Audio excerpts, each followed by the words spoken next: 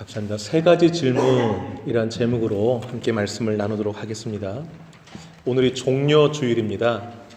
종려라는 말이 이렇게 어색할 수도 있는데요. 종려주일이란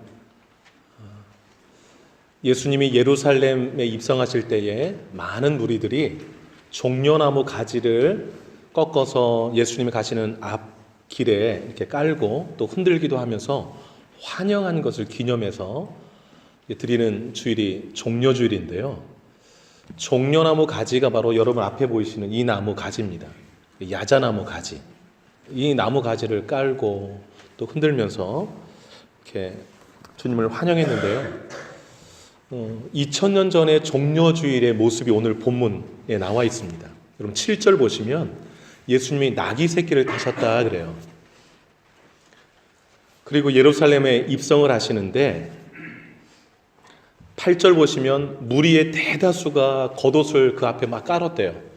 그리고 종려나무도 꺾어서 막 그 앞에다가 펼치고, 그리고서 9절 보시면 앞에서 뒤에서 따르면서 호산나를 외쳤습니다. 다윗의 자손이여 찬송하리로다, 주의 이름으로 오시느니 하고서 높은 곳에서 호산나리라 이렇게 찬양했습니다. 이 호산나가 우리를 구원하소서 이 뜻이거든요. 대단히 많은 무리가 예수님을 따르면서 호산나를 외치면서 이렇게 예수님을 둘러싸고서 예루살렘으로 들어가는 그 모습이 2000년 전의 모습인데 10절 한번 보시면 이제 예수님이 예루살렘에 들어가니까 온 성이 소동했대요. 이게 무슨 일이야 하고. 그래가지고 저 사람 누구야 그런 거예요. 예수님을 향해서. 그랬더니 그 따르는 무리가 11절에 나사렛에서 나온 선지자 예수입니다 라고 얘기를 한 거예요. 그게 오늘 21장 오늘 2000년 전 종려주일의 모습인데요. 저는 오늘 함께 읽은 이 본문 1절로 11절 말씀 통해서 세 가지 질문을 던지고 싶어요. 이 종려주일에 주님을 따르는 제자 또 우리들이 어떠한 마음을 가지고 종려주일을 맞이하고 어떠한 삶으로 주님 앞에 드려야 마땅한가라는 것을 세 가지 질문을 통해서 좀 확인해 보고자 하는 것입니다. 첫 번째 질문은 이것입니다. 우리가 예수님께 열광하는 이유는 무엇인가? 우리가 예수님께 열광하는 이유는 무엇인가? 종려주일에 무리가 대다수가 예수님께 나와서 그 자신의 겉옷을 막 밑에 깔고 이 가지나무를 흔들며 깔고 열렬히 열광하면서 예수님을 환영했거든요. 오늘날 2000년이 지난 오늘도 주일날 혹은 집회에서 또 찬양하는 곳에서 열렬히 우리가 예수님의 이름을 부르며 환호합니다. 주님을 향하여서 내 마음을 다 드리면서 환호합니다. 그런데 그 이유가 무엇인가라는 것이죠. 우리가 주님께 나와서 찬양하고 예배하고 내 마음을 다 드리는 이유가 명확하고 분명하고 올바라야 됩니다. 2000년 전 첫 종려주일 때 이들이 무엇 때문에 주님께 열광했는가가 성경에 기록되어 있어요. 그걸 좀 찾아보기 원하는데요. 요한복음 12장이 오늘 본문과 이 종려주일의 그림을 소개하고 있습니다. 요한복음 12장을 한번 찾아보도록 하겠습니다. 12장 18절을 한번 찾아볼게요. 요한복음 12장 18절을 한번 찾아서 읽도록 하겠습니다.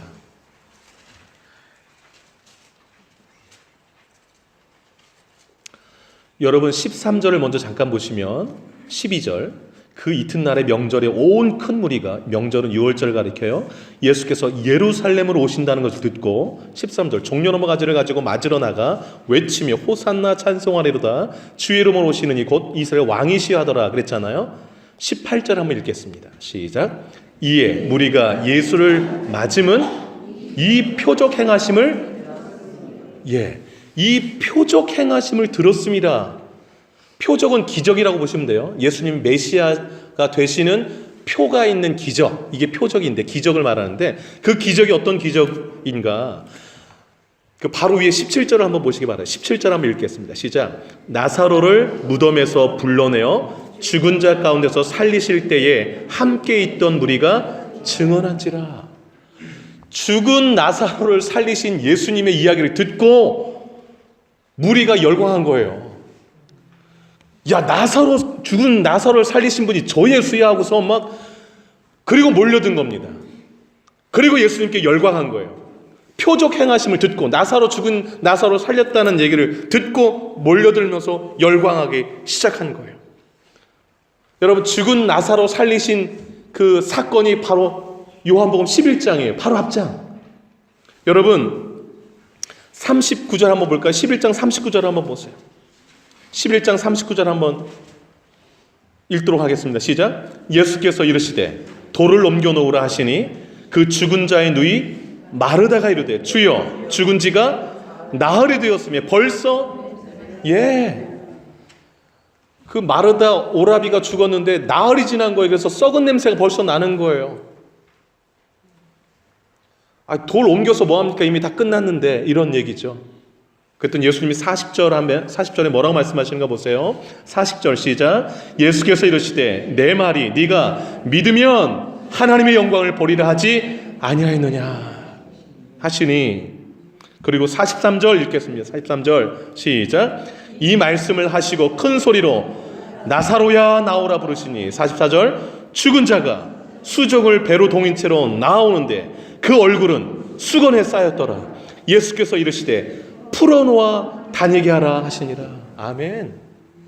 여러분, 이 광경을 여러분이 보셨다고 상상해 보세요. 기절하셨을 거예요. 썩어서 이 무덤에서 썩은 내가 진동하는데 예수님이 나사로야 나오라니까 그 사람이 벌떡이라도 하니 그냥 흰 천으로 둘둘 마른 채로 막 걸어 나오는 거예요. 그 광경을 여러분 보시고 얼마나 놀랬겠어요, 여러분. 얼마나. 이게 베단이라는 동네거든요. 그 동네 사람들은 거의 다 이제 서로 이웃집이 다 형제 자매들이에요. 그러니까 이 나사로가 살아난 이 사건은요, 엄청난 사건이었어요. 이 베다니 지역에서는. 근데 여러분, 예수님이 나사로를 살리신 이 기적을 왜 베푸셨는가를 우리가 주목해 볼 필요가 있습니다. 왜 베푸셨을까요? 11장 25절 26절 한번 큰 소리를 읽도록 하겠습니다. 11장 25절 26절 시작. 예수께서 이르시되 나는 부활이요 생명이니 나를 믿는 자는 죽어도 살겠고 무릇 살아서 나를 믿는 자는 영원히 죽지 아니하리니 이것을 내가 믿느냐. 지금 예수님이 뭘 강조하고 있어요? 25절 26절에 무엇을 강조하고 있어요? 따라합니다. 믿음. 거기 믿음. 25절 끝에 나를 믿는 자는 죽어도 살겠고, 26절 살아서 나를 믿는 자는 영원히 죽지 않으니 이것을 네가 뭐하느냐? 믿느냐. 예수가 부활이요 생명인 것을 믿는 사람들은 썩어 냄새나도 살아날 수 있다는 것을 갖다가 직접 보여주신 거예요. 직접.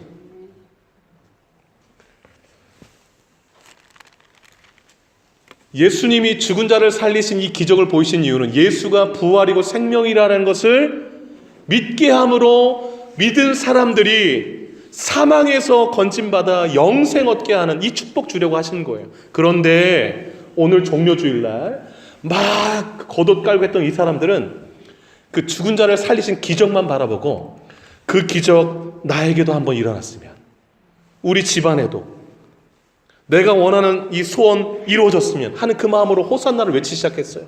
주여 우리를 구원하소서. 우리 집도 구원하소서. 우리 집이 지금 빚이 많은데 빚 좀 해결해 주소서. 이렇게. 지금 우리가 로마의 압제 가운데 있는데 로마 좀 어떻게 좀 해결하고 우리를 좀 풀어주소서. 나사로 풀어서 이렇게 걸어다니게 했는데 우리도 좀 풀어주소서. 정치적인 목적으로 달려들고서 막 외쳤던 거예요. 여러분, 나는 주님을 향하여서 내가 찬양하고 내가 주님을 향해서 열렬히 내 마음을 드리는 이유 어디에 있나요, 주님? 어디에 있나요, 여러분? 주님이 나에게 믿음을 선물로 주셔서 나를 사망에서 건져주신 그 은혜 너무 감사하여서 하나님께 찬양하고 영광 돌리고 예배하고 있나요? 아니면 나에게도 이런 기적을, 나에게도 이런 놀라운 구원을, 내가 원하는 것 하나님 이것이 이거 반드시 내가 나에게 이루어지기를 원합니다라고 이 세상적 욕구를 채워주기를 바라면서 열광하고 있지는 않는지요. 오늘 종료주의를 맞이하여서 주님 우리에게 도전하시는 것 첫 번째가 이것입니다. 그대들은 무엇 때문에 예수님을 향해서 열광하는가? 하나님이 내게 이미 주신 선물 믿음, 이미 내게 주신 영생, 그것 때문에 주께 감사하며 열광하며 영광 돌리는 저와 여러분 되시기를 주의 이름으로 축복합니다. 두 번째로 질문할 것은 이것입니다. 우리 삶의 지향점은 어디인가? 우리 삶의 지향점은 어디인가? 오늘 이 종료주일에서 눈여겨보아야 할 대목이 있는데요. 그것은 뭐냐면 예수님이 나귀 새끼를 타시고 어딜 향해 가고 계시는가라는 거예요. 1절을 잠깐 보시면요. 오늘 마태복음 21장 1절을 잠깐 보시면 이렇게 말씀해요. 그들이 예루살렘에 가까이 가서 감난산 벳박에 이르렀을 때에 예수께서 두 제자를 보내시며 그랬습니다. 그리고 10절 한번 보세요. 예수께서 예루살렘에 들어가시니 그랬습니다. 예수님의 목적지는 예루살렘이었어요. 주로 예수님의 3년 동안의 사역이 갈릴리 북부 지역을 중심으로 했지만, 물론 절기 때마다 예수님을 절기지키러 오셨지만 마지막 일주일, 요때 종료주일 때 들어가는 이 낙이 타고 가시는 그 지향점, 목적지는 어디였는가? 예루살렘이었는데요. 누가복음에 몇 군데의 표현을 제가 읽어드릴 테니까 한번 들어보시기 바라요. 9장 51절에 예수께서 승천하실 기약이 차가매, 부활한 다음에 하늘로 다시 올라가셨잖아요. 이렇게 말씀해요. 예루살렘을 향하여 올라가기로 굳게 결심하시고, 그 다음에 누가복음 18장 31절 예수께서 12제자를 데리시고 이르시되 보라 우리가 예루살렘으로 올라가노니. 그래서 예수님은 항상 지향점, 목적이 분명하셨어요. 그리고 누가복음 19장 28절 예수께서 이 말씀을 하시고 예루살렘을 향하여 앞서서 가시더라 그랬어요. 여러분, 예수님이 종료주일 때 예루살렘으로 가신 이유가 뭘까요? 왜 예루살렘으로 가야 하리라 하고서 예루살렘으로 향하셨을까요? 죽으러 가신 거예요. 십자가의 죽으러. 예수님은 예루살렘에 올라가면 죽을 걸 아셨어요. 십자가 못 박혀 죽을 걸 이미 아셨어요. 여러분, 우리가 지금 21장을 살피고 있잖아요. 16장 21절 한번 읽어볼게요. 앞으로 가서 마태복음 16장 21절을 한번 찾아서 읽도록 하겠습니다. 16장 21절. 종료주일 한참 전의 이야기입니다. 21절을 한번 읽어보도록 하겠습니다. 마태복음 16장 21절 시작. 이때로부터 예수 그리스도께서 자기가 예루살렘에 올라가 장로들과 대제사장들과 서기관들에게 많은 고난을 받고 죽임을 당하고 제3일에 살아나야 할 것을 제자들에게 비로소 나타내시니. 주님이 예루살렘에 올라가시면 무엇과 무엇을 받을 것을 이미 아셨어요? 고난과 죽임 당할 것을, 그리고 부활할 것을. 예수님이 이 땅에 오신 이유, 목적은 뭐냐? 십자가에 죽기 위해서 오신 거예요. 예루살렘에 올라가면 당신이 십자가에 죽을 걸 이미 아셨어요. 주님은 십자가를 지러 이 땅에 오신 것입니다. 지향점이 그래요. 사탄은 못하는가? 무엇을 하는가? 주님이 십자가 지는 것을 막으려 해요. 또 싫어해요. 23절 한번 잠깐 보시겠어요? 23절. 그 16장 23절 읽어보겠습니다. 시작. 예수께서 돌이키시며 베드로에게 이르시되 사탄아 내 뒤로 물러가라. 너는 나를 넘어지게 하는 자로다. 네가 하나님의 일을 생각하지 아니하고 도리어 사람의 일을 생각하는다 하시니라. 아이고 주님, 고난, 죽음 무슨 말씀입니까? 절대 주님 그러면 안 됩니다. 주님을 위하는 것처럼 베드로가 말하자 그 베드로에게 말한 게 이거예요. 사탄아 내 뒤로 물러가라. 너는 나를 넘어지게 하는 자로다. 그러면서 네가 하나님의 일을 생각지 않고 사람의 일을 생각하는구나 라고 말씀하십니다. 사탄이 하는 일은 무엇인가? 우리로 하여금 우리의 삶의 지향점이 하나님의 일이 되지 못하게 하고 사람의 일에만 푹 빠져 살도록 하는 것이 사탄이 우리와 우리 주변에 있는 사람들 통하여서 하는 일들이에요. 주님은 늘 언제나 하나님의 일에 초점 맞추고 사셨어요. 하나님의 일이 뭐냐? 십자가의 죽으심으로 온 인류를 구원하는 게 하나님의 일, 예수님의 일이셨어요. 그래서 주님은 낙이 타시고 그 죽음의 자를 향해서 계속 묵묵히 걸어가신 것이죠. 그게 종려주일의 그림인 것이에요. 사람들은 기적을 행해달라고 막 환호하는데 주님은 묵묵히 낙이 타시고 십자가를 지러 가시는 거예요. 사람은 환호하는데 주님은 죽으러 가신 걸 이미 아시고 걸어가시는 거예요. 이 갭의 차이가 느끼지 않습니까, 여러분?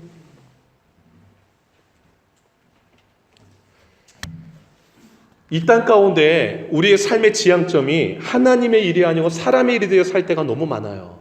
그래서 예수님이 3년간 데리고 다니며 제자 훈련시키는 그 수제자 베드로가 한 말이 절대 그러면 안 됩니다라고 하면서 사람의 일만 생각했잖아요. 그래서 예수님이 우리가 하나님의 일에 초점 맞추고 살 수 있는 길을 말씀해 주셨어요. 그게 24절이에요. 16장 24절 별표하시고 한번 읽겠습니다. 시작. 이에 예수께서 제자들에게 이르시되 누구든지 나를 따라오려거든 자기를 부인하고 자기 십자가를 지고 나를 따를 것이니라. 아멘. 종려주일 때 우리가 삶의 지향점을 다시 한번 확인할 게 뭐냐면 나는 오늘도 나를 부인하고 나에게 짊어진 그 십자가를 지고 예수를 따르는 삶을 살고 있는가, 이거 확인하시는 거예요. 종려주일을 맞아서 종려주일이 무슨 주일이야? 이렇게 고민할 게 아니라 예수님이 나귀를 타고 어딜 향해 가시는가, 그 길이 내가 뒤따라가야 될 길이구나를 확인하는 주일이 돼야 될 줄로 아는 것입니다. 여러분, 우리가 지금 16장이 이런 내용으로 담겨 있잖아요. 그런데 이 사건이 있은 후 예수님이 종려주일 이제 십자가 지시고 얼마 남지 않은 이 시점까지 제자들이 어떠한 삶을 살아가는가, 어떤 지향점을 가지고 살아갔는가, 20장 한번 가볼게요. 그럼 20장 20절을 한번 보세요. 20장 20절을 한번 보실까요? 20장 20절 함께 읽겠습니다. 시작. 그때에 세베대의 아들의 어머니가 그 아들을 데리고 예수께 와서 절하며 무엇을 구하니, 21절, 예수께서 이르시되 무엇을 원하느냐 이르되 나의 이 두 아들을 주의 나라에서 하나는 주의 우편에 하나는 주의 좌편에 앉게 명하소서. 이 세베대의 아들은 야고보와 요한을 말해요. 요한은 요한복음을 쓴 사람. 그리고 예수님이 12제자 중에 3제자를 특별히 아끼셨는데 베드로, 야고보, 요한이에요. 그 어머니, 신앙의 어머니죠. 신앙의 어머니도 거의 예수님 이제 죽으러 이제 십자가 지러 가시는 그 얼마 안 되는 시점에서 두 아들 데리고 와가지고 예수님 아시죠? 3년 동안 얘네들이 얼마나 주님께 헌신했는지. 주님이 왕 되면 알죠? 한 자리, 양쪽 제일 가까운 자리. 뭐 이 얘기하는 거예요. 지향점이 내가 신앙인의 어머니고 내 신앙을 둔 아들이고 이게 예수님을 따르는 아들이라고 하는데도 그 중심에 자리가, 마음이 항상 어디를 가지고 있냐면 이 사람의 일들, 이 땅에서 예수님을 통해서 복받아서 이 땅에서 얼마나 높은 자리에 올라갈까, 얼마나 많은 거 취할까, 여기 관심이 있는 거예요. 그러니까 주님은 지금 종려주일날 십자가 뒤로 들어가시는데 환호하는 사람들이나 따르는 제자들이나 마음의 이 중심에 먹은 생각은 뭐냐면 한 자리 해야지, 한 자리 해야지, 이 생각. 주님이 원하시는 길과 전혀 다른 길을 생각하면서 가고 있는 거예요. 우리가 종려주일에 환호하기도 하고 뭐 예배하고 다 하지만 내 마음의 중심이 어디를 향하여 있는가, 주님 그거 보시는 거예요.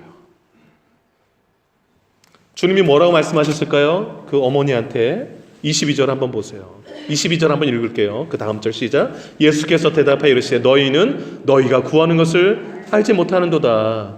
내가 마시려는 잔을 너희가 마실 수 있느냐? 그들이 말하되 of course. 이들이 생각하는 잔은 축배의 잔. 예수님 왕 되면 이제 뭐 한 잔 하면서. 주님이 말씀하신 잔은 무슨 잔이에요? 고난의 잔. 십자가의 고난의 잔. 그래서 예수님이 이렇게 말씀하세요. 여러분 26절부터 28절까지 한번 읽어볼게요. 26절부터 28절 시작. 너희 중에는 그렇지 않아야 하나니 너희 중에 누구든지 크고자 하는 자는 너희를 섬기는 자가 되고 너희 중에 누구든지 으뜸이 되고자 하는 자는 너희의 종이 되어야 하리라. 인자가 온 것은 섬김을 받으려 함이 아니라 도리어 섬기려 하고 자기 목숨을 많은 사람의 대속물로 주려 함이니라. 아멘. 여기에 성도의 지향점이 있어요. 우리가 왜 예수를 믿는가? 따라합니다. 다른 사람, 섬기는 종이 되려고 예수 믿는 것이다. 믿습니까, 여러분? 내가 예수 믿어서 한 자리 한번 해보려고 예수 믿는다. 이건 제대로 된 생각일까? 이건 사람의 일을 생각하는 거예요. 하나님의 일은 뭐냐면 우리도 자기를 부인하고 내 십자가를 지고 예수님 따라가면서 주변에 있는 많은 사람들의 종이 되어 섬기면서 그 사람 구원하는 것. 그게 하나님과 예수님이 우리를 통해 보고자 하는 거예요. 그게 종료주의를 생각하면서 우리가 마음에 다시 새게 될 부분이 바로 그거라는 것이죠. 주님은 나귀 타고 어떤 길을 향해 가셨는가? 지향점. 우리는 어떤 삶의 지향점을 가지고 지금 예수님께 환호하고 따라가고 있는가? 주님은 말씀해요. 종이 되는 것을 삶의 지향점으로 삼아라. 돈 왜 버나요? 돈으로 섬기려고. 왜 높은 자리 올라가나요? 그 높은 자리 권세를 통해서 다른 사람 섬기려고. 왜 섬기나요? 그들 구원하려고. 그렇게 연결되어야 하는 것입니다. 연결되어야 하는 것이에요. 그래서 주님은요, 예루살렘 입성할 때 말을 타고 입성하지 않으셨어요. 여러분, 나귀 그 그림 다 기억나실 거예요. 좀 얼굴은 저처럼 좀 크고 몸은 좀 이렇게 왜소하고, 근데 사람이 타면 조금 뭔가 모양이 안 나오고 그러잖아요. 이렇게 다리도 짧아가지고 키 큰 사람이 타면 다리가 좀 끌리기도 하고. 근데 예수님이 왜 나귀를 타셨는가? 오늘 5절에 겸손하여 타셨다고 그래요. 저는요, 예수 믿는 사람들은 그 신앙의 올바름을 겸손해서 좀 드러나셔야 된다고 생각해요.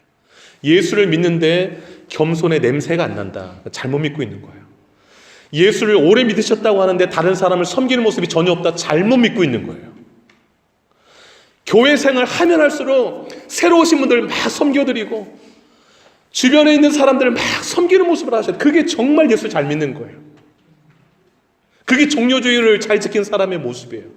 종료주의를 주일날 예배 드리고 왔다는데 일주일 동안 고난주일인데 사는데 다 막 이거 시키고 저거 시키고 나는 아무것도 안 하고 섬김 받으려고만 하고 잘못 사는 거예요. 잘못 사는 거예요.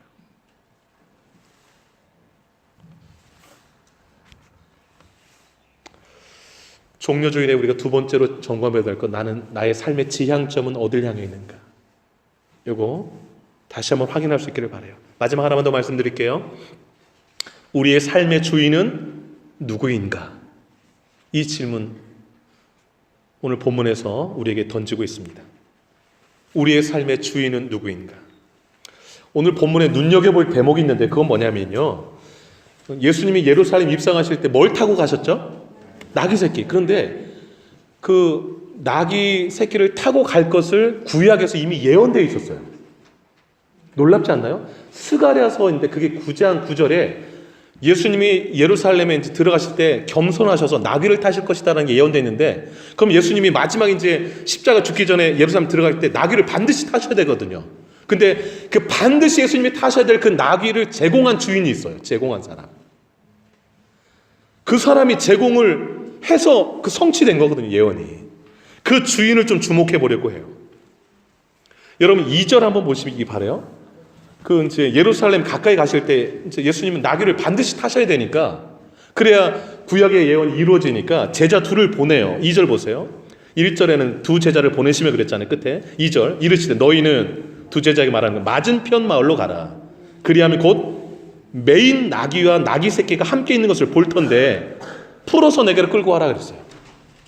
지금 이들이 1절 보시면 벳박에 있는데 맞은편 마을로 2명 보내면서 야 거기 가면 매어있는 나귀와 나귀 새끼 있는데 그거 풀어가지고서 나한테 가져와, 이렇게 말씀하신 거예요. 그럼 제자들이 그 12제자 중에 뭐 둘 누가 뽑혔겠죠.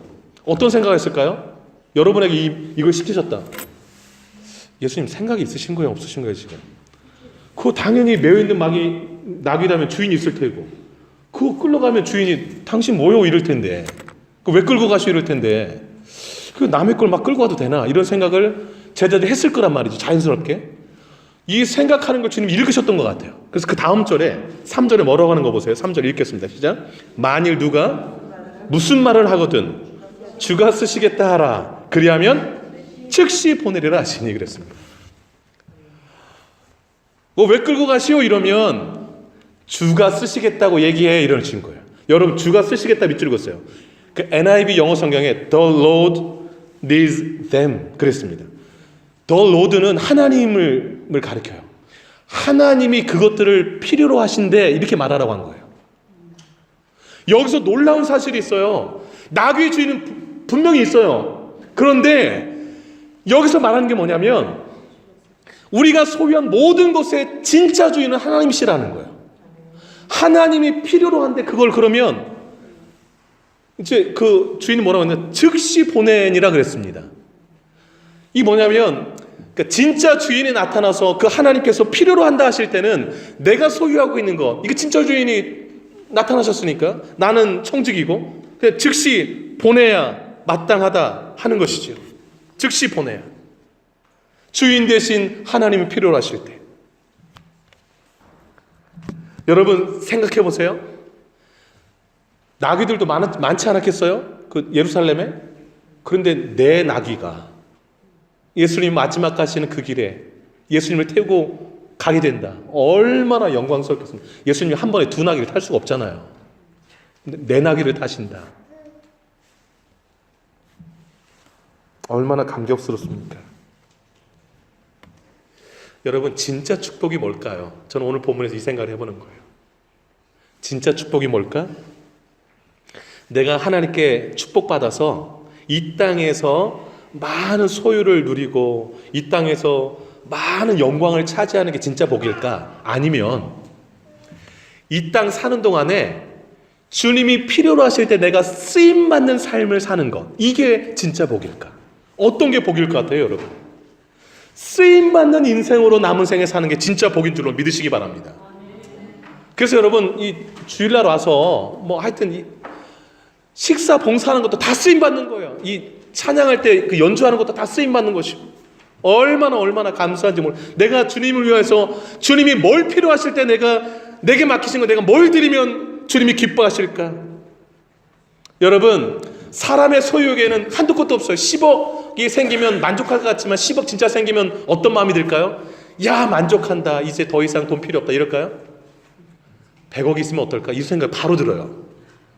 그래가지고 또 100억 생기려고 100억 딱 생기면 또 어떤 생각 들까요? 1000억은 어떤 마음일까? 뭐 이래가지고 계속 가는 거예요. 계속. 그러나 여러분 주님께 드림에 또 쓰임에 감사하고 그게 축복이라는 걸 아는 사람은요 인생의 기쁨과 의미가 정말 다른 곳에 있다는 것을 알아요.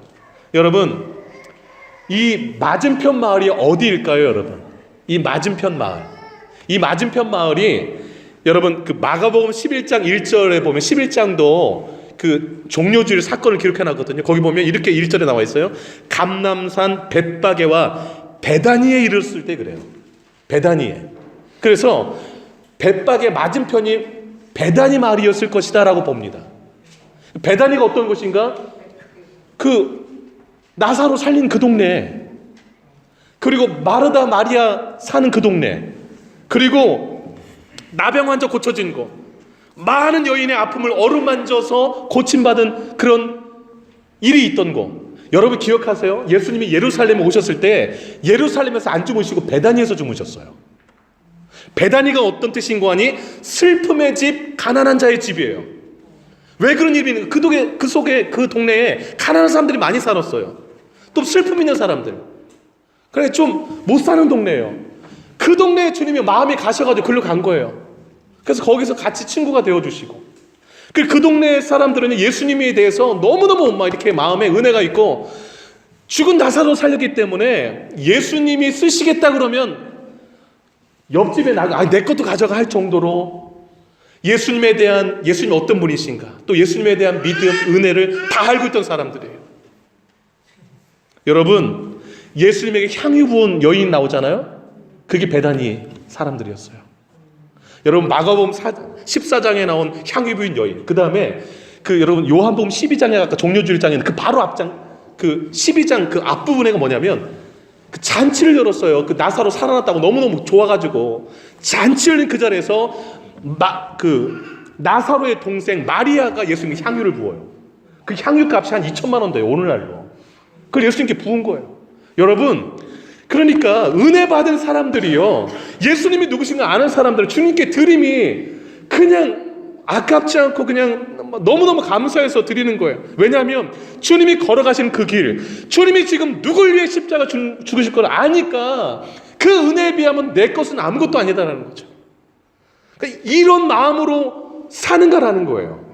이 나귀 주인처럼 주님이 쓰시갈 때 즉시 예스, 마음껏 쓰세요 주님, 이런 마음으로 내가 지금 살아가고 있는가 라는 것이죠. 아니면 주님, 내 거는 내 거고요, 더 채워주셔야 돼요, 올해는 이만큼 채워주실 줄로 믿습니다, 뭐 이러고 주님께 드리는 데는 너무 인색하고, 그건 종료주의를 지키는 모습이 아니에요. 내가 종료주의, 낙이 타고 가시는 주님께 열일을 환호하면서 그 주님이 같이 두시고 살아가는 삶의 방식과는 전혀 다르게 내가 산다. 뭘 믿는 건지요, 어디를 향해 가고 있는 건지요, 오늘 주님이 물으시는 겁니다. 한 사람 소개하고 말씀을 마칠까요? 그 시티 스터드라는 한 학생이 있었습니다. 영국 캠브리지 대학에. 공부도 너무 잘하고요, 크리켓도 너무 잘해가지고 대표 선수가 되어서 장래가 촉망됐어요. 근데 이 학생이 어느 집회 가서 그 집회 참석했다가 예수를 만난 거예요. 근데 성령이 하도 강력하게 역사해 주셔가지고서 예수의 십자가의 죽음이 나를 위해 죽으심이라는 것을 확 깨닫고서 거기서 뒤집어졌어요. 그리고서 완전히 인생을 주님께 드리기로 한 거예요. 왜냐하면 내가 예수가 없었다면 나는 나의 죄 때문에 영원히 지옥에서 고통받을 텐데 예수님이 나의 죄를 대신해 십자가에 못 박혀 죽으셨다? 뭐 이 사실에 너무 놀라워가지고서 선교사로 지원해가 중국 갔어요. 그 당시 중국이 너무 열악해가지고서 막 고생도 너무 많이 해가서 10년 동안 그 중국에서 사역하는데 몸도 너무 많이 상한 거예요.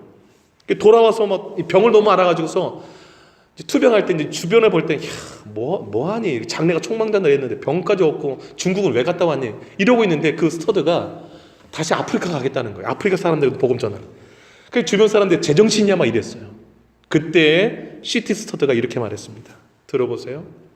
하나님의 아들 예수 그리스도가 이 땅에 오셔서 날 위해, 날 구원하시기 위해서 십자가에 죽으신 것이 참이라면, 그게 사실이라면 내가 주를 위해 드리는 어떠한 헌신도 크다고 할 수 없다. 그리고 갔어요, 아프리카. 주님이 말씀하세요. 내가 너희를 위해 모든 것을 주었노라. 이제는 우리 차례예요. 우리가 주변에 있는 많은 사람들에게 또 그 사랑을 나눠야 될 때인 줄 압니다. 오늘 나귀와 나귀 새끼의 주인처럼 주가 쓰시겠다 하실 때 즉시 내어드리면서 주님께 남은 생에 쓰임받는 여러분 되시기를 축복합니다. 말씀 정리할게요. 나는 무엇을 위해 주님 앞에 열광하는가? 나의 삶의 지향점은 어디인가? 나의 삶의 진짜 주인은 누구인가? 이 질문 앞에 여러분 건강한 답변하시면서 남은 생을 살아가시기를 주의 이름으로 축복합니다. 기도하겠습니다.